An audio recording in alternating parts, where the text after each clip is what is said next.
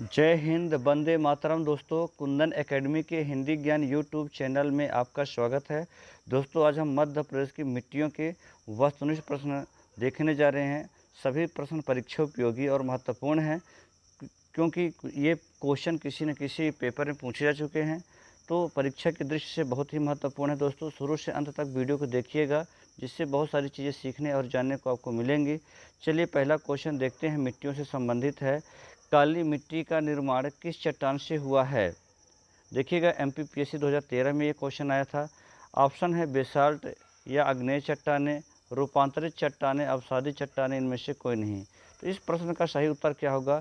जो काली मिट्टी का निर्माण हुआ है वो बेसाल्ट चट्टानों से हुआ है। ग्रेनाइट और बेसाल्ट चट्टानों के अपक्षरण से हुआ है, जो ग्रेनाइट चट्टानों के अंतर्गत आती हैं। तो याद रखेंगे। देखिएगा, पृथ्वी की आयु के आधार पर भी चट्टानों का निर्धारण किया गया।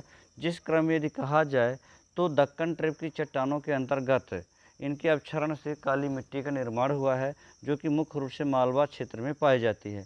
तो चलिए अगले क्वेश्चन को देखते हैं। दोस्तों, यह दूसरा क्वेश्चन यहाँ पास है कि राज्य में रेगुर किस मिट्टी को कहा जाता है? रेगुर मिट्टी के नाम से किसे जाना जाता है?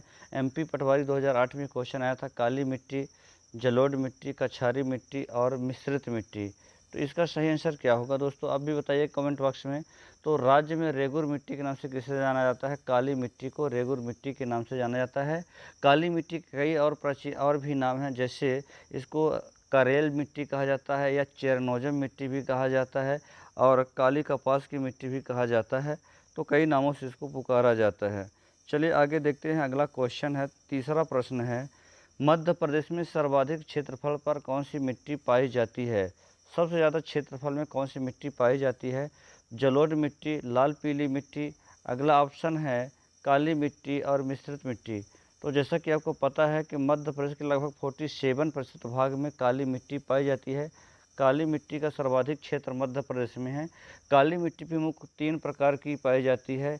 एक है साधारण काली मिट्टी, दूसरी है गहरी काली मिट्टी और तीसरी है छिछली काली मिट्टी। तो इस प्रकार से काली मिट्टी मुख्य रूप से मध्य प्रदेश में सर्वाधिक मात्रा में पाई जाती है। तो ये देखेंगे, सही ऑप्शन इसका क्या होगा? सी ऑप्शन सही होगा। चलिए देखते हैं, अगला क्वेश्चन भी देखते हैं। चौथा क्वेश्चन है, किस मिट्टी की उर्वरा शक्ति अधिक होती है? देखिएगा दोस्तों, यहाँ उर्वरा शक्ति से ऐसे पोषक तत्वों से कि किस मिट्टी में सर्वाधिक पोषक तत्व होते हैं और सबसे ज़्यादा उपजाऊ मिट्टी होती है। तो यहाँ ऑप्शन दिए हुए हैं काली मिट्टी, जलोढ़ मिट्टी, मिश्रित मिट्टी और लाल पीली मिट्टी। तो इसका सही आंसर क्या होगा? जलोढ़ मृदा। देखिएगा, मध्य प्रदेश के उत्तर पश्चिम क्षेत्र में मुख्य रूप से चंबल घाटी में, जो कि चंबल संभाग और होशंगाबाद संभाग के अंतर्गत आता है, चंबल संभाग और ग्वालियर संभाग के अंतर्गत, देखेंगे यहाँ जलोढ़ मृदा पाई जाती है। जलोढ़ मृदा को कछारी मिट्टी के नाम से भी जाना जाता है, क्योंकि इसका निर्माण मिट्टियों के द्वारा बहाकर लाए गए अवसाद के जमाव से हुआ है। चूँकि अवसाद के जमाव से बहुत सारे पोषक तत्व और मिनरल्स उपलब्ध हो जाते हैं, अतः यह बहुत उपजाऊ मिट्टी होती है। ठीक है, तो जो कि मध्य प्रदेश के उत्तर पश्चिम क्षेत्र में पाई जाती है। अतः मध्य प्रदेश की सर्वाधिक उपजाऊ मिट्टी कौन सी है? जलोढ़ मृदा है। चलिए आगे देखते हैं। अगला क्वेश्चन है दोस्तों, यहाँ पांचवा प्रश्न है, कपास की कृषि के लिए कौन सी मिट्टी उपयुक्त होती है? तो एमपी पटवारी 2012 में क्वेश्चन आया था कि कपास की खेती के लिए कौन सी मिट्टी सर्वाधिक उपयुक्त होती है। जैसा कि हमने उपनाम भी बताया कि काली मिट्टी को काली कपास की मिट्टी भी कहा जाता है, कपास की मिट्टी कहा जाता है, क्योंकि यह सर्वाधिक कपास के उत्पादन के लिए उपयुक्त मिट्टी मानी जाती है। काली मिट्टी में नमी धारण करने की क्षमता सर्वाधिक होती है। यही कारण है कि काली मिट्टी में कपास, गेहूँ और मूंगफली, साथ ही सोयाबीन का सर्वाधिक उत्पादन होता है। काली कपास, इसीलिए इसका नाम पड़ा कपास के उत्पादन के कारण। तो चलिए देखते हैं, अगला क्वेश्चन है दोस्तों, निच्छालन की प्रक्रिया से कौन सी मिट्टी प्रभावित होती है? निच्छालन की प्रक्रिया से कौन सी मिट्टी प्रभावित होती है? ऑप्शन है काली मिट्टी, जलोढ़ मिट्टी, मिश्रित मिट्टी और सी ऑप्शन है लाल पीली मिट्टी। तो देखिएगा, निच्छालन की प्रक्रिया से सर्वाधिक प्रभावित होने वाली मिट्टी कौन सी है? लाल पीली मिट्टी है। देखिएगा, लाल पीली मिट्टी जो है तो अम्लीय प्रकृति की होती है और सबसे ज़्यादा ये धान की खेती के लिए उपयुक्त होती है। मुख्य रूप से ये बघेलखंड के पठार में लाल पीली मिट्टी पाई जाती है। महत्वपूर्ण याद रखेंगे। और कुछ क्षेत्र भागों में जो है तो रिवापन्ना के पठार में भी लाल पीली मिट्टी पाई जाती है। ठीक है। तो लाल पीली मिट्टी का मुख्य एरिया क्या है? बघेलखंड का पठार है। चलिए दोस्तों, ऐसे बैकग्राउंड के बारे में जानते रहेंगे, बहुत सारी चीज़ें जानने और सीखने को मिलेंगी। तो इसीलिए वीडियो को शुरू से अंत तक देखिएगा। आगे देखिएगा, अगला क्वेश्चन है, 7वां प्रश्न है, बेसाल्ट चट्टान से कौन सी मिट्टी निर्मित होती है, निर्माण हुआ है, किस मिट्टी का निर्माण हुआ है? काली मिट्टी, लाल पीली मिट्टी, जलोढ़ मिट्टी और कछारी मिट्टी। तो देखिएगा, जैसा कि अभी हमने बताया भी था कि ग्रेनाइट और बेसाल्ट चट्टानों के, देखिएगा ज्वालामुखी उद्गार से निकले लावा के जमाव से निर्मित ग्रेनाइट और बेसाल्ट चट्टानों के अपक्षरण और अपरदन से काली मिट्टी का निर्माण हुआ है। ठीक है। पृथ्वी के आयु के आधार पर कहा जाए तो दक्कन ट्रिप की चट्टानों से काली मिट्टी का निर्माण हुआ है। तो इस प्रकार से काली मिट्टी जो है तो इसका सही आंसर होगा। चलिएगा अगला क्वेश्चन देखिएगा, इस प्रश्न का सही आंसर अभी बताना दोस्तों कि लाल पीली मिट्टी का पीएच मान कितना होता है? लाल पीली मिट्टी, चूँकि मैंने बताया था कि लाल पीली मिट्टी का जो पीएच मान होता है ये अम्लीय प्रकृति की होती है, चूँकि सबसे ज़्यादा धान की खेती इसमें होती है। तो ऑप्शन दिए गए हैं 5.5 से 8.5 के बीच, 6.5 से 9.5 के बीच में, और सी ऑप्शन है 7.5 से 10.5 के बीच, और डी ऑप्शन है 8.5 से लेकर के 11.5 के बीच है। तो इसका सही आंसर दोस्तों ऑप्शन ए होगा। सही आंसर क्या होगा? ऑप्शन ए होगा। जो लाल पीली मिट्टी है ये अम्लीय प्रकृति की होती है और अम्लीय से क्षारीय की ओर इसका मुख्य रूप से प्रवाह हुआ है। 5.5 से लेकर 8.5 तक इसका पीएच मान है। किसका? लाल पीली मिट्टी का, याद रखेंगे, जो कि धान की खेती के लिए उपयुक्त होती है। मध्य प्रदेश का बघेलखंड सबसे ज़्यादा लाल पीली मिट्टी वाला क्षेत्र है। 9 क्वेश्चन देखिएगा, निम्न में से किस क्षेत्र में जलोढ़ मृदा सघन रूप में नहीं मिलती है? किस क्षेत्र में सघन रूप से जलोढ़ मृदा नहीं पाई जाती है? देखिएगा, जहाँ जहाँ नदियाँ होंगी, नदियों के किनारे मुख्य रूप से जलोढ़ मृदा का निर्माण होता है, चूँकि नदियों के द्वारा बहाकर लाए गए अवसाद के जमाव से ही जलोढ़ मृदा का निर्माण होता है। लेकिन यहाँ क्वेश्चन पूछा था कि सबसे ज़्यादा सघन मध्य प्रदेश में सबसे ज़्यादा सघन मात्रा में कहाँ नहीं पाई जाती है? तो होशंगाबाद, मुरैना, भिंड, ग्वालियर। जैसा कि आपको पता है कि तीनों जो है तो ये उत्तर पश्चिमी या उत्तरी ज़िले हैं जो चंबल के तराई क्षेत्र के हैं। इसका सही आंसर क्या होगा? होशंगाबाद होगा। ठीक है, यहाँ दिया भी है कि इसका आंसर क्या होगा? होशंगाबाद में सघन रूप से जलोढ़ मृदा नहीं पाई जाती लेकिन सघन रूप से नहीं। चलिए ठीक है, देखते हैं 10वां क्वेश्चन है, लाल पीली मिट्टी में किस तत्व की कमी होती है? ह्यूमस की, नाइट्रोजन की, ए और बी दोनों की, इनमें से कोई नहीं। तो देखिएगा लाल पीली मिट्टी में किस पोषक तत्व की कमी होती है? देखिएगा यहाँ पास बताया गया ऑप्शन सी इसका सही आंसर है, मतलब ह्यूमस और नाइट्रोजन दोनों की ही कमी होती है, याद रखिएगा। चलिए अगले क्वेश्चन को देखते हैं। 11वां क्वेश्चन है, लाल पीली मिट्टी का रंग लाल रंग किस कारण होता है? महत्वपूर्ण है, लाल पीली मिट्टी का रंग लाल किस कारण होता है? यहाँ दिया गया लोहे के ऑक्साइड के कारण, कैल्शियम ऑक्साइड के कारण, ए और बी के द्वारा, और उपरोक्त में से कोई नहीं। तो देखिएगा इसका सही आंसर क्या होगा दोस्तों? इसका सही आंसर होगा लोहे के ऑक्सीकरण के कारण। याद रखेंगे, लाल पीली मिट्टी का कलर लाल फेरिक ऑक्साइड के कारण होता है और इसका कलर पीला फेरिक ऑक्साइड का जल से क्रिया होने की वजह से इसका रंग पीला हो जाता है। तो इस प्रकार से लाल और पीला होने का कारण मैंने क्या बताया? फेरिक ऑक्साइड के कारण। चलिए ठीक है, अगले क्वेश्चन को देखते हैं। अगला क्वेश्चन यहाँ देखिएगा, बघेलखंड में 12वां क्वेश्चन है, बघेलखंड में मिलने वाली लाल पीली मिट्टी किस फसल के लिए सर्वाधिक उपयुक्त है? अभी इसका आंसर मैंने बताया था एक क्वेश्चन के दौरान कि जो लाल पीली मिट्टी होती है मुख्य रूप से धान की कृषि के लिए महत्वपूर्ण होती है, धान की खेती के लिए। तो यहाँ ऑप्शन है कपास, ज्वार, धान और चाय। तो सही आंसर क्या होगा? धान। चूँकि धान की जो खेती होती है अम्लीय प्रकृति की होती है, और अम्लीय प्रकृति की कौन सी मिट्टी होती है? लाल पीली मिट्टी होती है। ठीक है, तो चलिए दोस्तों आगे देखते हैं।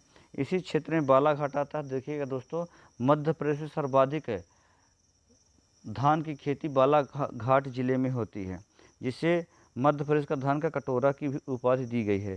चलिए चलते 13वां क्वेश्चन है, जलोढ़ मृदा का पीएच मान क्या होता है? जलोढ़ मृदा का पीएच मान क्या होता है? 7 से अधिक ऑप्शन है, 7 से कम, सी ऑप्शन है 7, केवल 7, और डी ऑप्शन इनमें से कोई नहीं। तो इसका सही आंसर क्या होगा दोस्तों? देखिएगा इसका सही आंसर क्या है, जैसा कि आपको पता है कि जलोढ़ मृदा का पीएच मान 7 होता है, यह उदासीन प्रकृति की होती है, ना ही अम्लीय होती है और ना ही क्षारीय होती है। अतः इस 15वां प्रश्न है, मध्य प्रदेश में धान की कृषि के लिए उपयुक्त मिट्टी है। धान की खेती के लिए कौन सी मिट्टी उपयुक्त है? अभी मैंने बताया भी था, लाल पीली मिट्टी ऑप्शन में दिया है, काली मिट्टी, जलोढ़ मिट्टी, कछारी मिट्टी। तो देखिएगा, जो धान की खेती होती है अम्लीय प्रकृति की होती है, और जो अम्लीय प्रकृति की मिट्टी होती है वो कौन सी होती है? लाल पीली मिट्टी होती है। तो इसका सही आंसर होगा ऑप्शन ए। चलिए 16वां प्रश्न है, लाल पीली मिट्टी में किसकी अधिकता होती है? महत्वपूर्ण है, ह्यूमस की, नाइट्रोजन की, चूना की, फास्फोरस की। तो लाल पीली मिट्टी में मुख्य रूप से किस तत्व की प्रधानता होती है? चूना की। ठीक है दोस्तों, इसमें चूना की सर्वाधिक मात्रा में पाया जाता है चूना।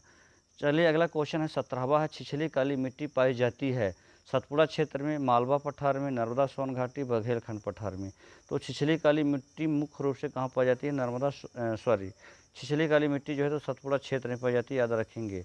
देखिए मध्य प्रदेश के जो मालवा अंचल है यहाँ साधारण काली मिट्टी पाई जाती है, जो नर्मदा सोन घाटी है वहाँ गहरी काली मिट्टी पाई जाती है, और पश्चिमी सतपुड़ा क्षेत्र में जो है तो छिछली काली मिट्टी पाई जाती है। तो इस क्वेश्चन का सही आंसर क्या होगा दोस्तों? सतपुड़ा श्रेणी ही होगा। आगे देखेंगे, अगला क्वेश्चन है 17वां प्रश्न है, मिश्रित मिट्टी के लिए उपयुक्त फसल है। मिश्रित मिट्टी किस फसल के लिए प्रसिद्ध है? धान, गेहूँ, कपास, बाजरा। तो याद रखेंगे, जो मिश्रित मिट्टी है मुख्य रूप से बंजर भूमि के रूप में पाई जाती है, इसमें सबसे ज़्यादा मोटे अनाज उगते हैं। तो बाजरा इसका सही आंसर होगा, ऑप्शन डी होगा। चलिए ठीक है दोस्तों, आगे देखते हैं, यहाँ आंसर भी देखिए दिया रहता है। अगला 19वां प्रश्न है, 19वें प्रश्न में देखेंगे, मध्य प्रदेश के 47.6 प्रतिशत भाग पर कौन सी मिट्टी पाई जाती है? तो सबसे ज़्यादा प्रतिशत भाग पर कौन सी मिट्टी पाई जाती है? काली मिट्टी, याद रखेंगे। तो इसका सही आंसर क्या होगा? काली मिट्टी होगा। ऑप्शन में जलोढ़, लाल पीली और मिश्रित मिट्टी भी दिया है, लेकिन सबसे ज़्यादा क्षेत्र में काली मिट्टी मध्य प्रदेश में पाई जाती है। काली मिट्टी 3 प्रकार से होती है, साधारण काली मिट्टी, गहरी काली मिट्टी और छिछली काली मिट्टी। चलिए अगला देखते हैं, 20वां प्रश्न है, मालवा के पठार पर कौन सी मिट्टी पाई जाती है? मालवा पठार में मुख्य रूप से कौन सी मिट्टी पाई जाती है? जलोढ़ मिट्टी, मिश्रित मिट्टी, लाल पीली मिट्टी और काली मिट्टी। तो मालवा का पठार मुख्य रूप से काली मिट्टी के लिए प्रसिद्ध है, याद रखेंगे, काली मिट्टी के लिए जाना जाता है। और कौन सी मालवा क्षेत्र में कौन सी काली मिट्टी पाई जाती है? साधारण काली मिट्टी पाई जाती है, याद रखेंगे। नर्मदा सोन घाटी में गहरी काली मिट्टी पाई जाती है, और पश्चिमी सतपुड़ा श्रेणी में छिछली काली मिट्टी। चलिए 21वां प्रश्न है, लाल पीली मिट्टी राज्य में कहाँ कहाँ पाई जाती है? मंडला, बालाघाट, शहडोल, सीधी। ऑप्शन ए है, बी है मुरैना, ग्वालियर, भिंड, श्योपुर। सी ऑप्शन है पन्ना, सतना, रीवा, सीधी। और डी ऑप्शन है टीकमगढ़, होशंगाबाद, शहडोल, दतिया। तो लाल पीली मिट्टी का मुख्य एरिया जो है तो बघेलखंड है। अब देखिएगा, बघेलखंड पठार के अंतर्गत कौन से जिले आते हैं? मंडला, बालाघाट, शहडोल और सीधी आता है। अतः इस प्रश्न का सही आंसर क्या होगा? ऑप्शन ए सही होगा। तो चलिए दोस्तों अगला क्वेश्चन देखते हैं, 22वां प्रश्न, निम्न में से कौन सी मिट्टी मध्य प्रदेश में सर्वाधिक पाई जाती है? कौन सी? गहरी काली मिट्टी, छिछली काली मिट्टी, साधारण गहरी काली मिट्टी और साधारण छिछली मिट्टी। तो मध्य प्रदेश में सबसे ज़्यादा साधारण काली मिट्टी पाई जाती है। जैसा कि मैंने पहले ही बताया था कि संपूर्ण मालवा क्षेत्र में साधारण काली मिट्टी पाई जाती है, याद रखेंगे, संपूर्ण मालवा क्षेत्र में साधारण काली मिट्टी पाई जाती है। ठीक है, अगला क्वेश्चन है 23वां प्रश्न है, प्रकृति के अनुसार काली मिट्टी होती है। प्रकृति के अनुसार काली मिट्टी कैसी होती है? क्षारीय, अम्लीय, उदासीन और जो है तो इनमें से कोई नहीं। तो काली मिट्टी की प्रकृति कैसी होती है? क्षारीय होती है। ठीक है, याद रखेंगे, काली मिट्टी का जो पीएच मान होता है 7.5 से 8.5 तक इसका पीएच मान होता है, जो कि क्षारीय प्रकृति की होती है। चलिए अगला प्रश्न है 24वां, मध्य प्रदेश की मृदा को सामान्यतः कितने प्रकारों में बांटा गया है? तो मध्य प्रदेश की मृदा को मुख्य रूप से 4, 5, 7, 8 ऑप्शन दिए गए हैं। कितने प्रकार से बांटा गया है? 5 प्रकार से। मध्य प्रदेश में 5 प्रकार की मिट्टियाँ पाई जाती हैं। काली मिट्टी जैसे कि पाई जाती है, फिर मिश्रित मिट्टी पाई जाती है, लाल पीली मिट्टी पाई जाती है, जलोढ़ मृदा पाई जाती है, और 5वीं हो गई आपकी लेटेराइट मिट्टी। चलिए अगला क्वेश्चन देखते हैं, 25वां प्रश्न, निम्न में से कहाँ लाल पीली मिट्टी पाई जाती है? देखिएगा, बघेलखंड का पठार, मालवा का पठार, बुंदेलखंड पठार, रीवा, पन्ना का पठार। तो लाल पीली मिट्टी का मुख्य एरिया कौन सा है? बघेलखंड का पठार है, याद रखेंगे। मंडला, डिंडोरी, बालाघाट ये एरिया है। चलिए आगे चलते हैं, देखिएगा जो 26वां प्रश्न है, लाल पीली मिट्टी के रंग में पीले रंग के लिए उत्तरदायी कौन सा कारक है? अभी मैंने बताया था दोस्तों एक प्रश्न के उत्तर में, तो याद रखेंगे, थोड़ा ध्यान देना है यहाँ पास कि लाल पीली मिट्टी का रंग पीले रंग के क्यों होता है। तो देखेंगे ऑप्शन है फेरिक ऑक्साइड, लोहे की ऑक्सीकरण के कारण, फास्फोरस की अधिकता के कारण, उपरोक्त में से कोई नहीं। तो सही आंसर क्या होगा? अभी हमने बताया था कि फेरिक ऑक्साइड के कारण जो इसका रंग होता है लाल होता है, और फेरिक ऑक्साइड का जल से क्रिया के कारण इसका रंग पीला पड़ जाता है। चलिए ठीक है दोस्तों, अगला 27वां प्रश्न है, जलोढ़ मृदा का मुख्य घटक निम्न में से कौन सा है? जलोढ़ मृदा का मुख्य घटक कौन सा इनमें से? कैल्शियम, लोहे की ऑक्साइड, कार्बोनेट्स और मैग्नीज। तो याद रखेंगे कार्बोनेट्स मतलब कार्बनिक पदार्थों की तत्वों की प्रधानता होती है। ठीक है, तो कार्बोनेट्स की जो है तो होती है। ठीक है, इसमें कहा जा रहा है किस घटक इनमें से कौन सा होता है, तो मुख्य रूप से कार्बनिक पदार्थ इसमें पाए जाते हैं। ठीक है, आगे देखेंगे, निम्न में से किस मिट्टी की प्रकृति उदासीन होती है? जलोढ़, काली मिट्टी, कछारी मिट्टी, दोमट मिट्टी। तो आपको पता है दोस्तों कि जलोढ़ मृदा उदासीन प्रकृति की होती है, इसका pH मान 7 होता है, याद रखेंगे। मध्य प्रदेश में, अगला क्वेश्चन है, मध्य प्रदेश में मिश्रित मिट्टी का मुख्य क्षेत्र कौन सा है? मध्य प्रदेश में मिश्रित मिट्टी का मुख्य क्षेत्र कौन सा? मिश्रित मिट्टी मुख्य रूप से बुंदेलखंड एरिया में पाई जाती है। चलिए ऑप्शन है बघेलखंड, बुंदेलखंड, रीवा पन्ना का पठार और सतपुड़ा का पठार। तो मिश्रित मिट्टी का एरिया मुख्य मध्य प्रदेश में कौन सा है? बुंदेलखंड का पठार है। चलिए आगे चलते हैं, कछारी मिट्टी का मुख्य क्षेत्र कौन सा है? कछारी मिट्टी कहाँ पर? कछार मतलब नदियों का किनारा, याद रखेंगे। जलोढ़ मृदा का दूसरा नाम कछारी मिट्टी भी है, याद रखना है। तो उत्तरी मध्य प्रदेश, पूर्वी मध्य प्रदेश, दक्षिणी मध्य प्रदेश, पश्चिमी मध्य प्रदेश। तो जलोढ़ मृदा मुख्य रूप से कहाँ पाई जाती है? उत्तरी मध्य प्रदेश में, चंबल के तराई क्षेत्र में। तो उत्तरी मध्य प्रदेश, ऑप्शन ए सही होगा। 31वां क्वेश्चन, मालवा पठार तथा सतपुड़ा क्षेत्र में किस प्रकार की मिट्टी का विकास हुआ है? तो मालवा पठार और सतपुड़ा क्षेत्र में किस प्रकार की मिट्टी का विकास हुआ है? गहरी काली मिट्टी, जलोढ़ मृदा, कछारी मिट्टी और लाल पीली मिट्टी। तो कौन सा आंसर होगा? मालवा क्षेत्र में मुख्य रूप से काली मिट्टी आता है, इसका ऑप्शन ए सही आंसर होगा, गहरी काली मिट्टी। चलिए आगे देखते हैं, अगला क्वेश्चन है, कछारी मिट्टी का निर्माण किसके द्वारा होता है? कछारी मिट्टी का निर्माण किसके द्वारा होता है? भूकंप से, ज्वालामुखी उद्गार से, बाढ़ द्वारा, उपरोक्त में से कोई नहीं। तो याद रखेंगे, जो कछारी मिट्टी होती है चूँकि नदियों के द्वारा बहाकर लाए गए अवसाद के जमाव से होता है, अतः यह बाढ़ द्वारा निर्मित होती है, याद रखेंगे। ऑप्शन सी इसका सही आंसर है। 33वां क्वेश्चन है, निम्नलिखित में से कहाँ जलोढ़ मिट्टी नहीं पाई जाती है? जलोढ़ मिट्टी कहाँ नहीं पाई जाती है? मंदसौर, देखिएगा ऑप्शन देख के आंसर देखना है, मंदसौर, भिंड, मुरैना, श्योपुर। तो कहाँ नहीं पाई जाती है? देखिएगा मंदसौर में, चूँकि मंदसौर काली मिट्टी का एरिया, याद रखेंगे। मंदसौर में कौन सी मिट्टी पाई जाती है? काली मिट्टी पाई जाती है, जो कि मालवा प्रदेश के अंतर्गत आता है, साधारण काली मिट्टी पाई जाती है। तो अगला क्वेश्चन देखिएगा, अगला क्वेश्चन है, निम्नलिखित में से में से काली मिट्टी में पर्याप्त रूप में पाया जाता है? काली मिट्टी में कौन सा तत्व मुख्य रूप से पाया जाता है? फास्फोरस, नाइट्रोजन, कैल्शियम कार्बोनेट और ह्यूमस। तो काली मिट्टी मुख्य रूप से कैल्शियम कार्बोनेट पाया जाता है, महत्वपूर्ण है, याद रखिएगा। क्योंकि प्रत्येक मिट्टी में कोई ना कोई तो मिनरल्स और खनिज पाए ही जाते हैं, अतः इसमें याद रखना है कैल्शियम कार्बोनेट की मात्रा पाई जाती है। 35वां प्रश्न है, मध्य प्रदेश की कौन सी नदी अवनालिका प्रदन द्वारा बीहड़ का निर्माण करती है? क्षिप्रा, चंबल, पार्वती और डी ऑप्शन है सिंध नदी। तो जैसा कि पता है कि अवनालिका प्रदन का करने वाली मध्य प्रदेश की सबसे बड़ी नदी चंबल नदी है, याद रखेंगे, जो कि अपने मुहानों पर या किनारों पर बीहड़ों का निर्माण करती है, जिसे उत्खात भूमि के नाम से भी जाना जाता है, जिसे खड्ड भी कहते हैं, बीहड़ या खड्ड कहते हैं, जो कि डाकुओं की शरण स्थली के रूप में जाना जाता है। तो इसका सही आंसर क्या होगा? चंबल नदी होगा, याद रखेंगे। फिर अगला क्वेश्चन देखिएगा, 36वां प्रश्न है, मध्य प्रदेश का कौन सा जिला मृदा प्रदन से सर्वाधिक प्रभावित है? तो इस मृदा प्रदन से सर्वाधिक प्रभावित जिला कौन सा है? मुरैना है। ठीक है, हालांकि चंबल संभाग के सभी जिले प्रभावित हैं, लेकिन मुख्य रूप से मुरैना प्रभावित है, याद रखेंगे। अगला क्वेश्चन है 37वां है, निम्न में से किस मिट्टी में बालू की अधिकता होती है? काली मिट्टी, लाल पीली मिट्टी, जलोढ़ मिट्टी और मिश्रित मिट्टी। तो बालू की मुख्यतः कहाँ पाए जाते हैं? क्योंकि आपको पता है बालू मुख्य रूप से नदियों में पाया जाता है, अतः जलोढ़ मिट्टी जो है तो बालुई मिट्टी के रूप में भी जानी जाती है, याद रखिएगा। निम्न में से किस मिट्टी में बालू की कमी होती है?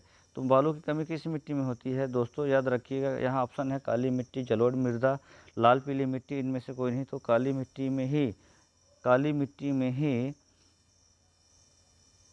रेत की कमी होती है, बालू की कमी होती है। निम्न में से कौन सी नदी घाटियों में मृदा अपरदन की समस्या है? चंबल, नर्मदा, ए और बी दोनों, इनमें से कोई नहीं। तो चूंकि नदियां हैं तो मिट्टी कटाव करती ही हैं, तो दोनों ही मृदा अपरदन से प्रभावित है। लेकिन मध्य प्रदेश का सर्वाधिक मृदा अपरदन से प्रभावित जो क्षेत्र है चंबल संभाग है और नदी है चंबल नदी। चलिए 40वां प्रश्न है, कछारी मिट्टी का विस्तार कहाँ पाया जाता है?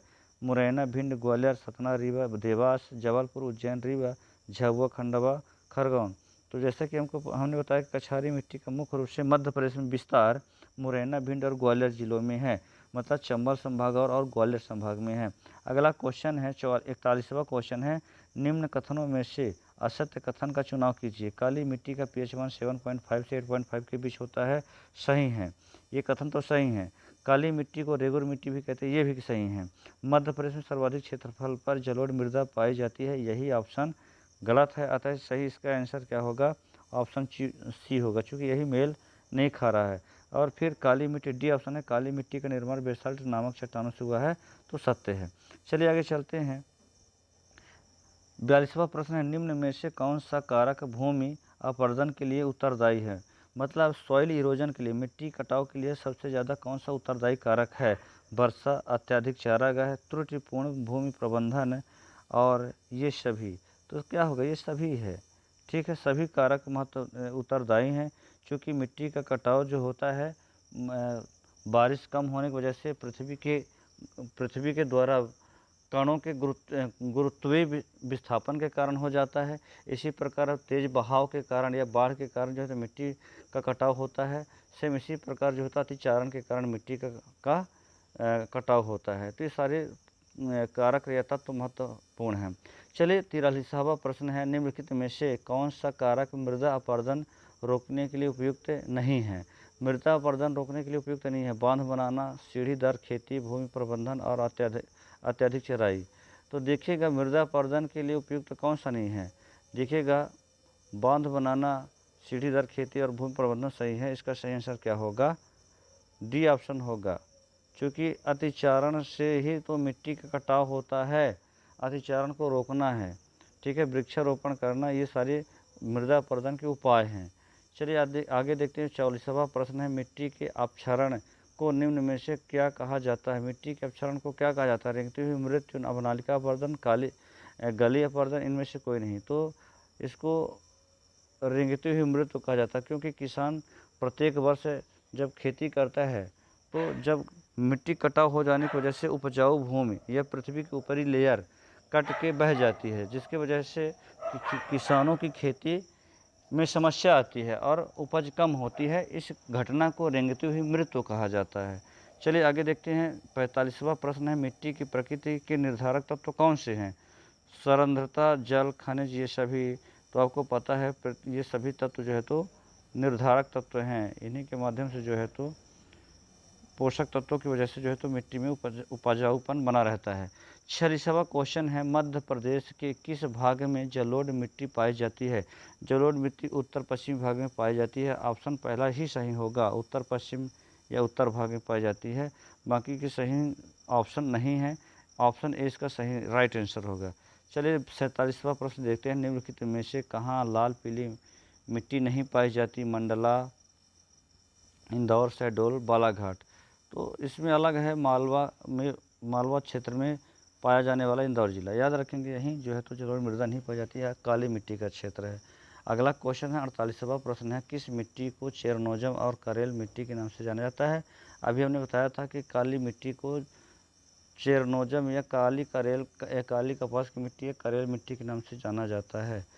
तो इस प्रकार से दोस्तों हमने 49 क्वेश्चन देखा। 49वां क्वेश्चन है, शैलों के विखंडन तथा नियोजन से उत्पन्न टीले एवं असंगठित भू पदार्थों को क्या कहते हैं?